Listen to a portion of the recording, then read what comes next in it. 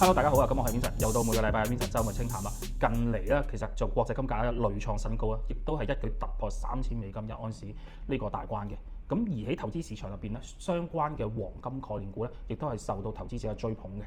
不過黃金概念股亦都係有細分嘅，一般嚟講會分為傳統嘅金礦股啦、傳統嘅金飾公司啦，同埋新型嘅金飾公司。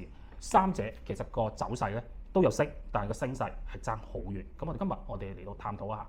咁呢三間公司咧，喺過去嘅一年，如果從最低位計咧，即係豐黃金係升咗93%嘅，老鳳祥係升咗46%，而老鋪黃金係大升咗咧，就係926%。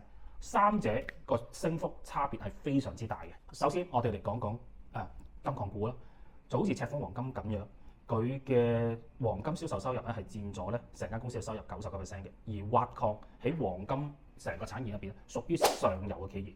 佢挖完礦之後，就係賣俾一啲比較大型嘅金飾公司，然後去製造其他嘅黃金產品。所以講呢個價錢咧，相對嚟講係比較穩定嘅。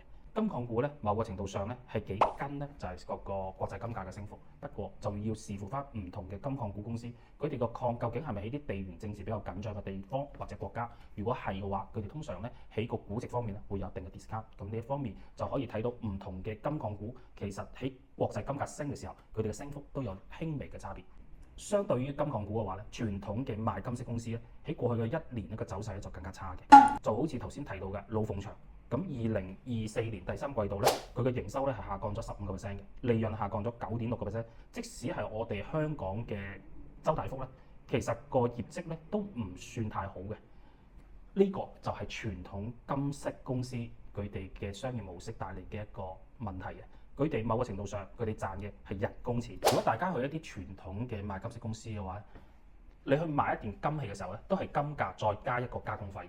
所以對於呢啲金飾類公司嚟講，佢哋賺嘅主要就係加工費。咁而國際金價如果急升嘅話，其實對佢哋嘅生意有時候反而仲會係有一個弊端嘅。始終價格上升咗，需求會減少噶嘛。咁第三類啦，就係好似老鋪黃金呢一種新型嘅賣金飾公司。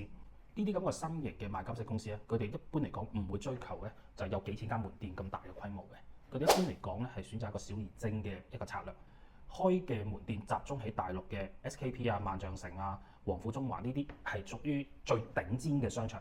咁呢啲客戶亦都係相對嚟講係比較有消費力啦。另外啦，老鋪黃金個售價咧係唔跟國際金價嘅，即係個金價升幾多唔係佢哋定價嘅最重要嘅標的物。佢哋基本上咧，每一件產品咧，佢哋係按照佢哋公司根據個需求去做一個定價。咁所以講，我哋可以睇到啦，老鋪黃金嘅毛利率係高達40%，而頭先講嘅傳統嘅金飾公司，好似老鳳祥咁，只係得個9.5%，即係足足生咗4倍。老鋪黃金咧個毛利率可以去到咁高咧，主要有3方面。第一個就係佢每年先會加價2次，同埋咧一啲精品咧，佢唔係無限量供應嘅，佢係有個限量嘅。大家聽落係咪好似一啲外國嘅奢侈品牌嘅做法咧？冇錯，差唔多。第二個老鋪黃金咧，佢哋係 sell 工藝古法做金飾嘅方法。咁呢一樣咧就俾大家咧覺得老鋪黃金嘅產品有一種與別不同嘅感覺。第三個就係老鋪黃金咧非常之重視咧就係客戶嘅用戶體驗。咁呢方面包括咗不斷提升嘅服務啦，同埋佢哋嘅裝修咧係越嚟越高端嘅。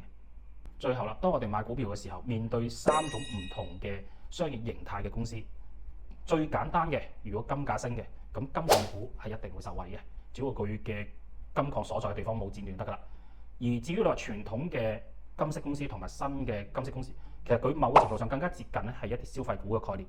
咁而傳統嘅金飾公司係所謂嘅一般符合嘅供需關係，即係如果金價過於升得急嘅話，咁自然個需求就減少，反而對佢不利嘅。而新型嘅金飾公司咧，佢更加接近咧就係一種奢侈品嘅經營概念。